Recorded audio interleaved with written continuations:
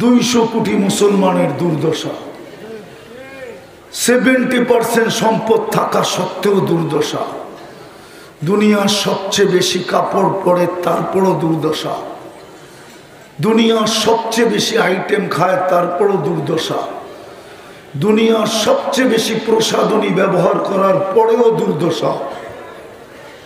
এটা সবচেয়ে বড় দুর্দশার প্রমাণ। দ্বিতীয় আরেকটা যুক্তি আমার কাছে, আমার যোগ বিয়োগে মিলে না। আমি একটু ঘুরাই আপনাদেরকে নিয়ে যেতেছি। আমার যোগ বিয়োগে মিলে না যে ফিলিস্তিনে বোম ফাটে কি করে। অন্য কোথাও যদি হইতো তো আমার মনকে বুঝাইতে পারতাম, কিন্তু ফিলিস্তিনে ফাটে কি করে? কেননা আমি তো 14 বছর আগে ফিলিস্তিন দেখছি। আমি তো মিডিয়ায় দেখি নাই, আমি তো বাস্তব জমিনে হাইটা হাইটা দেখছি। যেখানে ইব্রাহিম আলাইহিস সালাম ঘুমাইতেছে ওইখানে বোম ফাটে কি করে? খলিল তো ঘুমাইতেছে। কে কে ওয়াদিয়ে খলিল কোন জায়গায়? ফিলিস্তিনে। যদি সিস্টেম থাকতো তাহলে আমি দেখায় দিতাম, আমার চোখের সামনে এখন ভাসতেছে। কেননা আমি চোখে দেখে আসছি, তো দেখা জিনিস তো চোখের সামনে ভাসে, ঠিক না? যদি সিস্টেম থাকতো তাহলে আপনাদেরকে আমি প্রজেক্টরে দেখায় দিতাম যে এই যে খলিল ঘুমাইতেছে।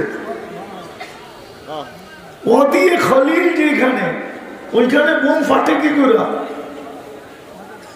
শুধু অদিয়ে খলিল তো না, পাশেই তো অদিয়ে মুসা কালিমুল্লাহ শুয়ে আছে, ওইখানে বোম ফাটে কি করে? শুধু এইখানেই তো শেষ না,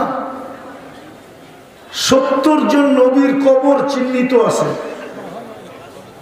নবীরা তো কবরে জীবিত। নবীদের শরীর তো মাটির উপরে হারাম, খাওয়া হারাম, যেইভাবে রাখা আছে ওইভাবেই রাখা আছে।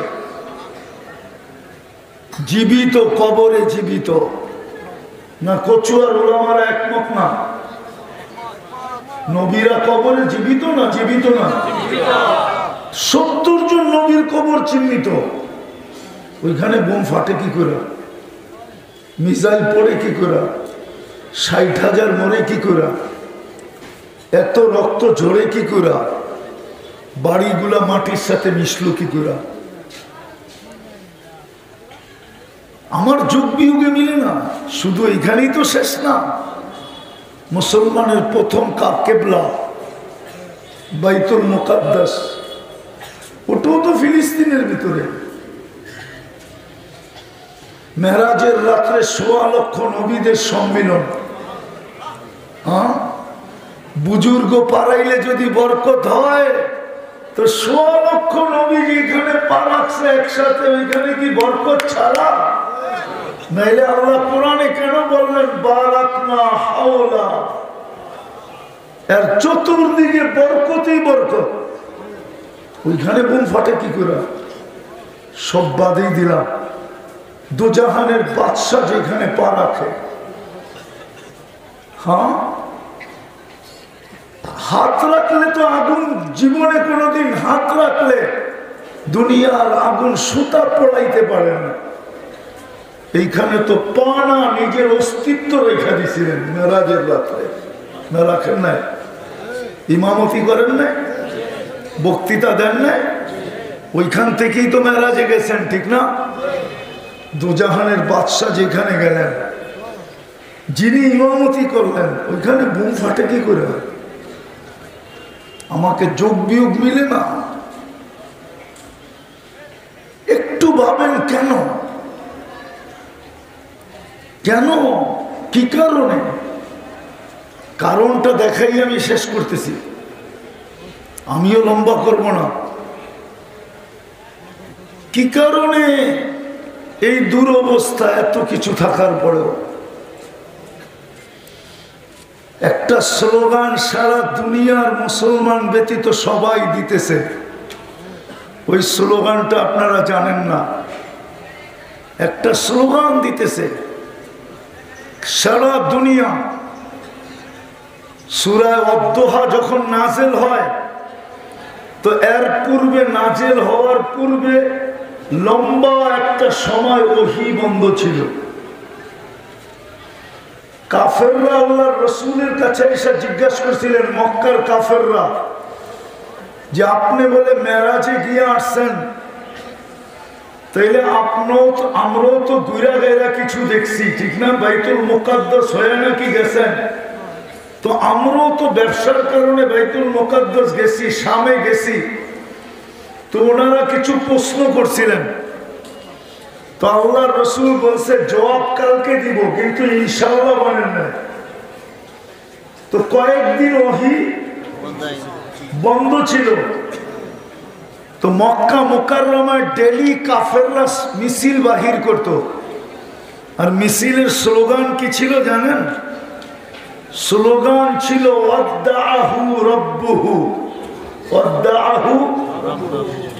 ওয়াদ্দাহু মুহাম্মদুর রাসূলুল্লাহর রব তাকে ছেড়ে দিছে, নাইলে ওহী বন্ধ হইল তো হইল কি করে? রব একে ছেড়ে দিছে। আজকেও সারা দুনিয়ার মানুষ মুসলমান ব্যতীত এক স্লোগানে আবদ্ধ, যে মুসলমানের রব ওয়াদ্দাহুম রাব্বুহুম। আপনারা এই স্লোগান জানেন না? তাহকিক করেন, আমারটা সত্য হবে।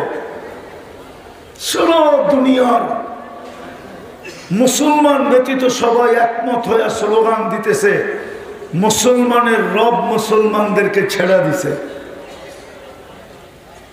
মুসলমানের রব মুসলমানকে ছেড়া দিছে, নাইলে একের পর এক দেশ আমরা কিভাবে মাটির সাথে মিশাইতে পারতেছি? একটার পর একটা মাটির সাথে মিশাইতেছে। আফগানিস্তান মিশায় শেষ করছে, ইরাক ধরছে, ইরাক শেষ করছে, এখন ফিলিস্তিন ধরছে, ফিলিস্তিন শেষের পথে, এখন লেবানন ধরছে, লেবানন শেষ করবে, আবার আরেকটাকে ধরবে। ওদের স্লোগান হলো আল্লাহ। এরা বলে না আমাদের রবকে, আমাদের রবকে, আমাদের রবকে। আরে আরো জোরে বলেন। এই জন্যই ওরা বলে ওয়াদ্দাহুম রাব্বুহুম, মুসলমানের রব মুসলমানকে ছেড়ে দিছে। এখনই সুবর্ণ সুযোগ। আরেকটা স্লোগানও আছে, আমি শেষ জায়গায় চলে আসছি। আরেকটা স্লোগানও আছে, এটা ইহুদিরা দেয়। আমার আরেকটা যোগ বিয়োগও মিলে না। ফিলিস্তিনের যুদ্ধ চলতেছে, এটা তো মেনে নিলাম, কিন্তু আল্লাহ ইহুদিদের হাতে আমাদেরকে মার খাওয়াইতেছেন কেন? ইহুদি তো হলো সৃষ্টির ভিতরে সবচেয়ে নিকৃষ্ট, ঠিক না? হ্যাঁ, সত্য তো। দ্বিতীয় হলো আমরা ডেলিতে 32 বার আল্লাহকে বলি গায়রিল মাগদুবি আলাইহিম, গায়রিল মাগদুবি ওয়ালাদ। মাঝে মাঝে তো মসজিদ পুরা গরম করে ফেলে আমিন বলে, ঠিক না? আমি বিরোধিতা করতেছি না, কিন্তু আমি বুঝাইতে চাইতেছি। 32 বার আল্লাহকে বলি আল্লাহ এই দুই সম্প্রদায়ের হাতের থেকে আমাদেরকে বাঁচান।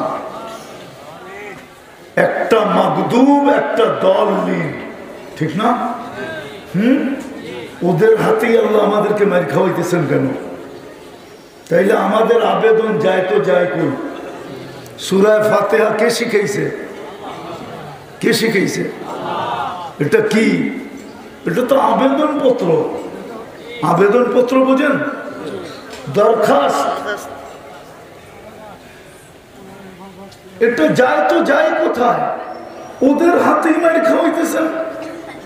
অন্যের হাতে খাওয়াইতেন, মনকে বুঝাইতাম, কিন্তু ওদের হাতেই মার খাওয়াইতেছেন আমাদেরকে।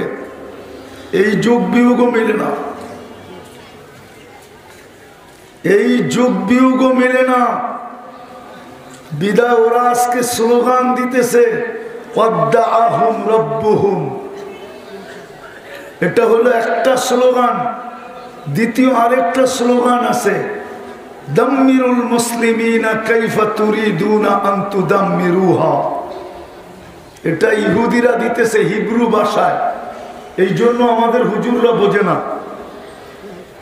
আমরা বুঝি না। আমরা মনে করতেছি কি দোয়া করতেছে, দোয়া কি কি করতেছে, হিব্রু ভাষায় দোয়া করতেছে আমাদেরকে, না দোয়া না। ছোটবেলার কাহিনী মনে উঠছে, এক বেটার বলে 3 ছেলে ছিল, তো বড় দুটারে বিয়ে করছে দেশে। দুনো পুত্র বধূই বলে শাশুড়ির লোকে একটু কি সারাদিন একটু টুংটাং হইতেই থাকে। কি টুংটাং বোঝেন? কি? তো ছোটটা বলে চালাক আছিল, দূর দেশেই বিয়ে করবো না। তো বলে কেমনে কেমনে সৌদি আরব গেছে, কোন আরব দেশের মেয়েরে পটায় পুটায় বিয়ে করে বাড়িতে নিয়ে আসছে। ওর বাসা কি? তো এটার লোকও যখন শাশুড়ি কিছু করতে চায় তো সিধা আরবিতে গালি দেয়, আর শাশুড়ি হাত বাঁধলে দাঁড়ায় থাকে। তো সবাই জিজ্ঞেস করছে তুমি এমন করো কেন? ছোটটা এত ভালো, পরে গালি দিলেও আমারে খালি কোরআন শরীফ শোনায়। তো আমাদের দশা হয়েছে এরকম, বাসা বুঝি না তো তো মনে করি দোয়া দিতেছে। ইহুদিরা বলতেছে মুসলমানকে মাটির সাথে মিশানের এখনই মুখ্যম সময়, এদেরকে মাটির সাথে মিশিয়ে দাও। কেননা তোমরাই তো বলতেছো এদের রব এদেরকে ছেড়ে দিছে, তোমাদের কথাও মানি। আমাদের কাছেও একটা প্রমাণ আছে যে এদের বিজয়ের পালা এখনো শুরু হবে না, এদের বিজয়ের পালা বহুত দূর। হইতে পারে 200 কোটি মরে যাবে, তারপরও বিজয়ের পালা হবে না। এই জন্য আমি শেষ জায়গায় চলে আসছি। দুরবস্থা কেন জানেন? যুবক তোমাদের পায়ে ধরি, দুরবস্থা এই জন্যই যে আমরা আল্লাহর হুকুম মানা ছেড়ে দিছি, আল্লাহর হুকুম মানি না। যদিও হুকুম ছিল আল্লাহর হুকুম মানো, কিন্তু প্রশ্ন চলে আসছিল আপনারটা মানবো তো মানবো কি করে? আপনাকে তো চোখেই দেখি না, লা তারা কাল উয়ুন, আপনাকে চোখে দেখা যায় না। ওয়ালা তুখালিতুকা দুনুন, আপনাকে ধ্যান ধারণায় আনা যায় না, আপনাকে বর্ণনা দিয়ে শেষ করা যায় না। তখন আল্লাহ বলছিল আমাকে মানবে না, তাহলে আমার বন্ধুকে মেনে দেখাও। আজকে নবীর আদর্শ থেকে আমরা বহুত দূরে। যদি নবীর আদর্শ মানতাম তাহলে কচুয়ার ছেলেরা নেটে দেখা চুল কাটতো কেন? জিজ্ঞাসা করে। এরা তো সারা রাত্র নেটে চুলের ডিজাইন দেখে তারপরে স্ক্রিনশট দেয়, তারপরে সেলুনে নিয়ে যায়। সেলুনওয়ালা ডিজাইন দেখা পানি খায়া ঢোক গিলে তারপরে বলে 500। আর যুবক বলে টাকার প্রশ্ন না, ডিজাইন হওয়া চাই। কিন্তু যুবক তোমাদের পায়ে ধরা বলি, বলো তোমাদের চুলের ডিজাইন দেখা আজ পর্যন্ত কোনো মেয়ে তোমাকে বলছে আই ডট ডট ইউ? বলো, আরে বলো না। হ্যাঁ, অথচ কত মেয়ে তো তোমাদের চুলের ডিজাইন দেখে বলে কাউয়ার ডিজাইন কই পাইলি? হ্যাঁ, কত মেয়ে তো তোমাদের ডিজাইন দেখে ব্যঙ্গ করে। তাহলে তুমি কেন নবীর আদর্শের ডিজাইন ছেড়া ইহুদি নাসারার ডিজাইন কেন মাথায় নিলে? আবার তুমি বলো নবীকে ভালোবাসো। আপনারা নবীকে ভালোবাসেন? হ্যাঁ, কে কে ভালোবাসেন দেখি? নামান নামান, আল্লাহ আকবার পড়ে বলেন। আজকে কিবার গেল? হ্যাঁ, এখানে একজনও নাই 1000 বার দুরূদ পড়ছে, একজনও নাই, একজনও নাই 1000 বার দুরূদ পড়ছে। এক যুবকও নাই যে 10 বার দুরূদ পড়ছে। তাহলে তুমি কিসের ভালোবাসো বলেন আমাকে? আজকের দিন তো আল্লাহ রসুলের পক্ষ থেকে ঘোষণা ছিল, শুক্রবার যখন আসবে তো আমার উপরে বেশি বেশি দুরূদ পড়ো। শুক্রবারটা কমসে কম আমাকে দিয়া দিও, 6 দিন আল্লাহকে দিয়া দাও, একটা দিন আমাকে দিও। আপনি কি ভালোবাসেন? আপনি কিভাবে শাফাআতের আশা করেন? কিভাবে হাউজে কাউসার আশা করেন? কিভাবে সাহায্যের আশা করেন? আজকে তো ওই দিন চলতেছে। এক হাদিস বলে আমি শেষ করতেছি, ঈশ্বরের নিয়ে আসুন।